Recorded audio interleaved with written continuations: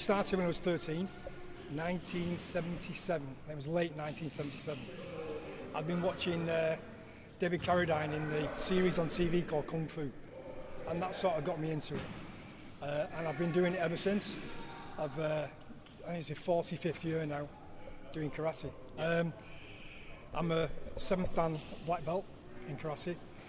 I run same side karate with my wife Sharon. We've been doing it here for about 12 years now, Copley Sports Centre. They were really supportive as well, I must say.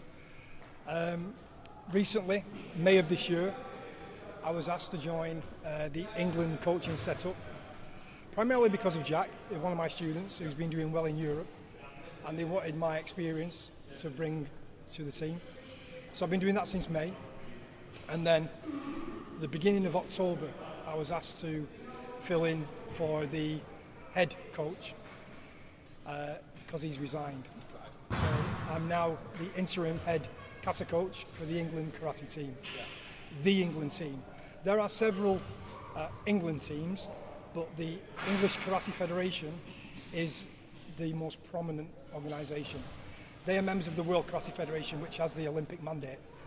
So that's why the EKF, the English Karate Federation, is the primary one. Yeah, and being a coach of England comes with a big responsibility. Of course. And you're going to Turkey on Monday, so tell us a bit about that. I was asked to go to Turkey as the head kata coach. We have 5 in the kata discipline, and we have 22 in the fighting discipline. So I'm going out on behalf of the kata team to Turkey. I'm there from this Monday till the Monday after. So it's going to be a long week, but it's going to be a really good week as well, I would have thought. And you just mentioned one of your students, and Jack, yeah. You know, he's got a big future ahead of him. Tell us how big his future is. To be honest with you, Jack could go all the way. He's doing well now. At the minute, he's the most successful English athlete in Europe. At the minute, he's medalled the most. He's done better than most this year so far. Unfortunately, he wasn't selected to go to the Worlds this year. Somebody else was picked in his place. However, that doesn't stop him. There is the Junior Worlds coming up, and there's the Senior Worlds coming up, February next year and March next year. Yeah. So he's in line for those as well. Yeah. In terms of training, how dedicated do you need to be, and how often do you need to train to reach those levels? At elite level, which Jack is at, you need to be training every day.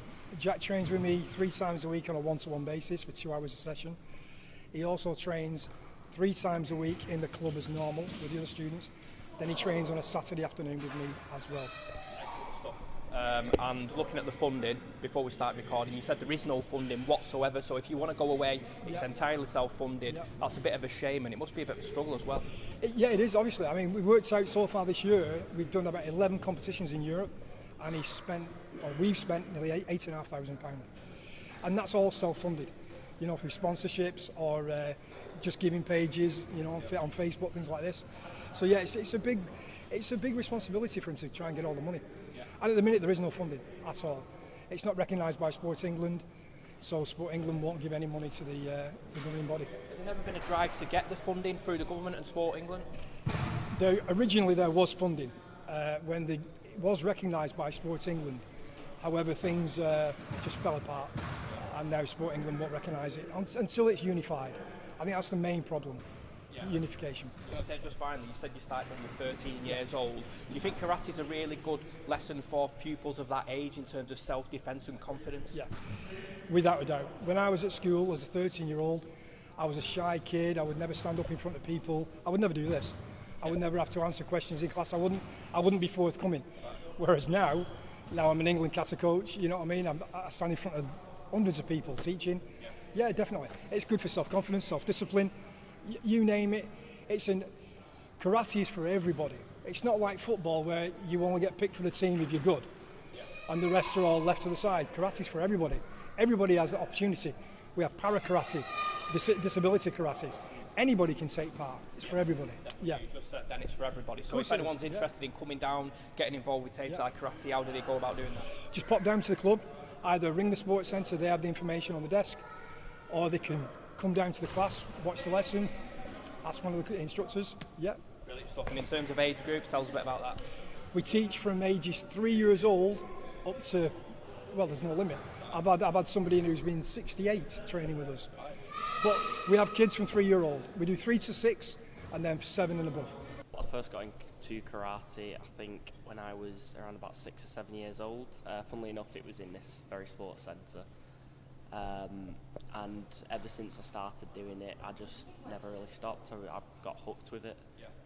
It's almost like an addiction in a way. You know, once you start seeing your progress and stuff like that, you just want to keep pushing more and more. And that's just helped me when I was doing competing and stuff like that. It's just continued from there. So. Your record speaks for itself. You're very successful. Tell us about your most recent competitions and how you fared there. Well, I've not been doing too bad this year.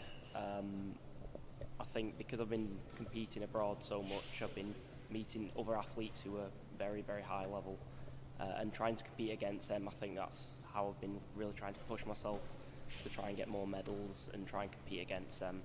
And then hopefully, especially in the future, try and compete against even higher athletes and try and get myself up there as well. Yeah, where is the ceiling for you in terms of what you want to achieve? The sky. Sky. Yeah, sky's the limit. So that's all it is at the moment. I don't want to set myself a specific goal of where I want to limit myself. I'd just rather keep it open and just see where I can lead it. So in terms of confidence, you started as a youngster. Did you find that it had a knock-on effect into your personal life and your school life in terms of confidence? Yeah, definitely. I'd say discipline a lot. I mean, it helps me to concentrate and focus more. And I'd just say being patient with stuff and, you know, letting things run its course, not being impatient and just trying, if you stick to the hard work, then the results will follow afterwards. Yeah. So definitely, yeah. And at 19 years of age, you've got to make a lot of sacrifice, avoid going out. How difficult is that, or has it just become a natural process for yourself? Well, to be fair, I don't like to see it as a negative. I'd rather be competing and training than I would be going out. And yes, I obviously do speak to friends and stuff. It's not like I don't have a social life. Yeah. But I just prefer to be here, and you know, this is what I enjoy doing. So I don't see it as a negative. I see it more as a positive. And in terms of Julian, just how influential has he been in your success? Oh yeah, very much so. I mean, I probably wouldn't be doing karate as much as at the high level I am without him now. I mean, there's no way I'd be anywhere where I am, or anywhere else I can get with it without Julian at all. And with it being self-funded, how difficult does that make it for you to travel abroad to all these different countries? And would you like to see more, any kind of investment from Sport England to help you out? Yeah, absolutely. I mean, Sport England with sponsorship would be massive. I mean, at the moment it is a massive struggle. Yes, I have like my mum and dad, family and friends, which have been a massive contribution, but if I want to try and continue it further, it's just not feasible and it's not sustainable to try and keep relying on them, and it's not fair on them. So if I could have like sponsorship from Sports England, or there could be funding put into karate, it not just for me but for everyone who does it and wants to try and get up there, it'll be much more open, because at the moment I feel like karate, it's sort of a closed sport. You know, if you have the funding and you have the money to be able to do it, then yeah, you go for it. But when people are up and coming and maybe don't have the financial gain to be able to do it, it can be really hard. So in terms of sponsorship, have you not had any companies in the local area approach you and say they want to help you out? And if not, would you like to see them come on board and give you that boost? Yeah, I've had one or two companies, especially Brand 12 has been a massive help for me. It's been, you know, I couldn't have gone to Prague without them, because that was all self-funded, especially when we were going with the EKF, paying for flights, hotel fees, competition fees. It's very expensive. I would hope in the future, yes, possibly there could be more funding from other places, but obviously, like you said, Sport England would be that'd be massive. If they could just put money into karate itself and not just me, then it just helps everyone. Yeah, definitely. And just finally, what are your upcoming competitions? When do they take place and where? I'm going to Budapest next month for another open karate competition, and then there's a Venice Cup at the end of the year, which also correlates with the K1 Youth League, so it's in the same venue. And then next year we have Athens, which is the K1A series, and then after that I think is Canada, and there's also a few, I think the Worlds and the Senior Worlds as well, competitions coming up.